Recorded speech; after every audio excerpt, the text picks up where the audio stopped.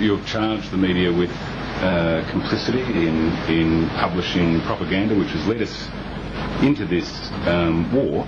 Apart from being part of an anti-war cheer squad, what difference could the media have made in this period? I'm worried about your expression anti-war cheer squad, I have to say, Mark, because I think it's more than that. The majority of humanity are actually against this illegal and frankly criminal war. So I think language is important, and cheer squad we're not part of. I think that is quite important. But what could the media have been doing? The media were telling the truth,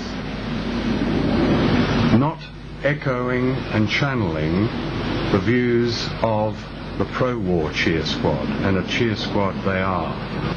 These are the Americans who are complaining about their POWs being paraded. Now, he's got a gun at his head and he's getting water, so we're not quite sure what's happening there.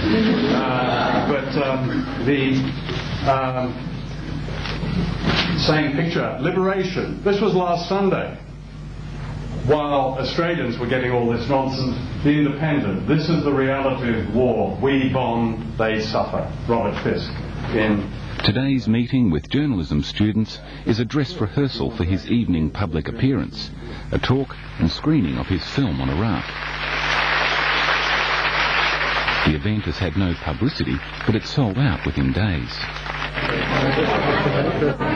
It says there's a great hunger for this kind of debate, and it says that this kind of debate just isn't happening in the mainstream media.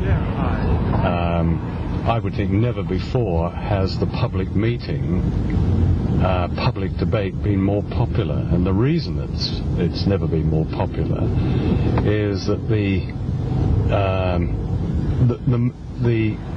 venue of debate that has been accepted until now, that is on television and radio and in the newspapers, is no longer acceptable to people. It's not providing a debate. It's so narrow now that the issues that are troubling people, that people understand about, are simply not arising in the media.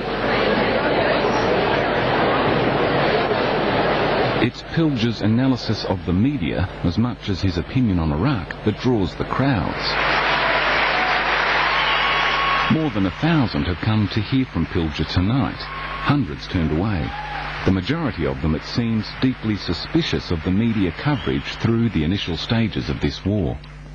Yeah, all we're hearing is on the news from sort of CNN and the mainstream channels, so it's sort of good to get hopefully what might be an objective opinion.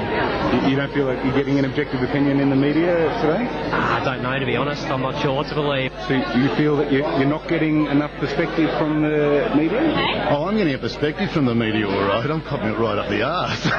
I'm getting a perspective like you wouldn't believe. I've just come back from Europe, having gone twice. And the dead man has actually woken up at last after 50 years hibernation. I could, walking through the streets of any major European city, have a plethora of views and analysis over issues like the coming Iraqi question, which would absolutely astound me. I come back to Australia and it's just this sort of baby talk of CNN and this post-Hobbesian imbecility. I just can't believe it. Is it a message you're not getting elsewhere? I mean, yeah, for sure. Mainstream media certainly isn't delivering it.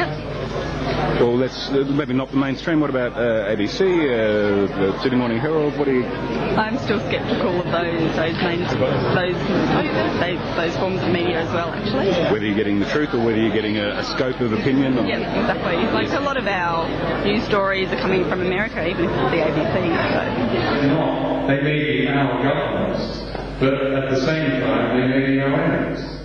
To date, despite representing a large section at least of the Australian population, the anti-war movement has been largely an organic one, certainly not fed or promoted by any national media. Its views expressed more often in rallies and meetings like this than in our national broadcasters or newspapers. There are public demonstrations, there are public rallies, with absolutely no encouragement from the media. But doesn't that work against your argument? Doesn't that mean that people are able to sift information and make their own judgments? I think people get. I think people are becoming very, very skillful at deconstructing the media. I think many people monitor the media now rather than believe it. But I do know that this movement is quite unstoppable, and you should take part. Cynicism about the media does seem to be growing. If the war drags on, the real national debate may be conducted in internet cafes and hired halls.